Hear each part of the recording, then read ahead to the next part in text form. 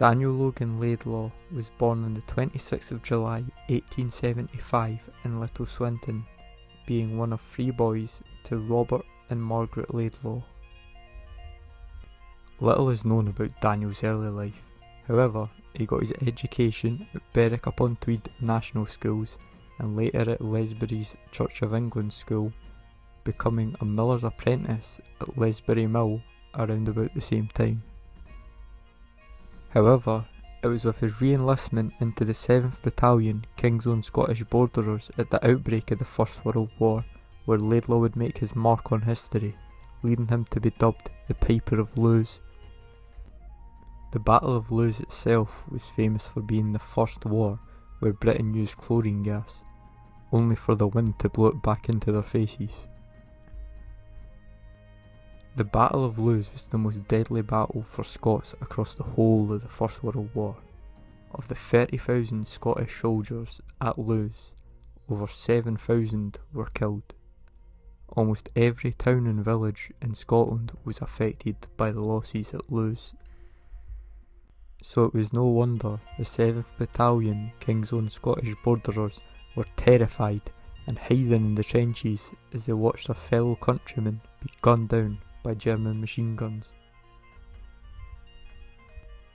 This worried Lieutenant Young, leading him to cry out, "For God's sake, Laidlaw, pipe them together." Laidlaw, armed with nothing but his trusty bagpipes, scaled the trenches, marching up and down while playing Blue Bonnets over the border.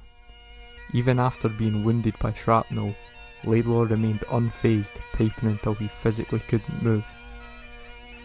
This filled the previously scared soldiers with pride, causing them to burst out of the trenches and go on an offensive, making it to the third line of German trenches, with Laidlaw's bravery being acknowledged, getting him promoted to corporal after this battle. It wasn't just the military that noticed his actions. The Scottish press also commended his bravery and gave him the moniker the Piper of Loos. The praise for Laidlaw didn't stop here, as the Piper was one of only 74 Scots from World War I to be awarded with the Victoria Cross, the highest award for any Commonwealth soldier. Post-war, Laidlaw, despite being highly respected, found it hard to seek regular employment.